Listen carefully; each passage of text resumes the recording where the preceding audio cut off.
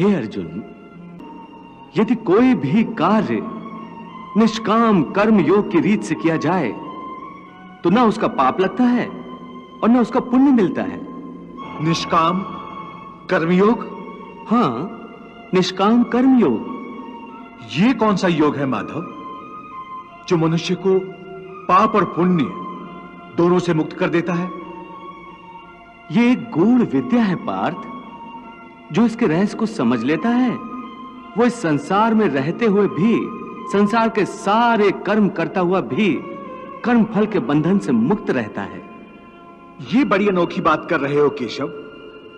मेरी बुद्धि अभी तक इसको ग्रहण नहीं कर रही।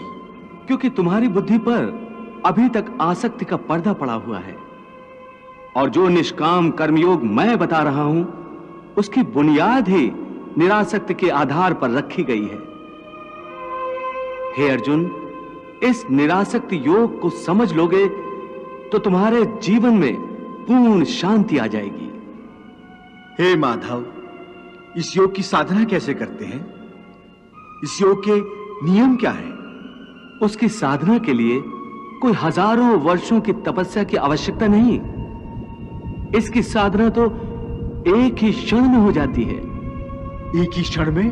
हाँ, एक ही क्षण में। जिस क्षण में प्राणी अपने मन का रवैया बदल लेता है वही क्षण। परंतु हे केशव, कोई भी मनुष्य एक ही क्षण में आसक्ति को कैसे छोड़ सकता है? जब वो कर्म करता है तो उसके फल की आसक्ति तो उसे कर्म का हिस्सा होती है, जिसके अंतर्गत फल पाने की इच्छा से ही कर्म करता है। हे अर्जुन, बस यहीं से निष्काम कर्म योग की साधना शुरू होती है।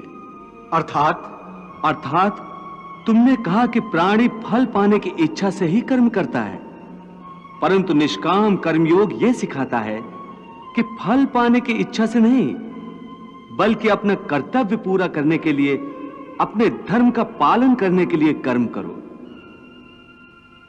फल पर भरोसा रखकर कर्म मत करो, क्योंकि फल पाना तुम्हारे हाथ में नहीं, तुम्हारे अधिकार में केवल कर्म करना ही है।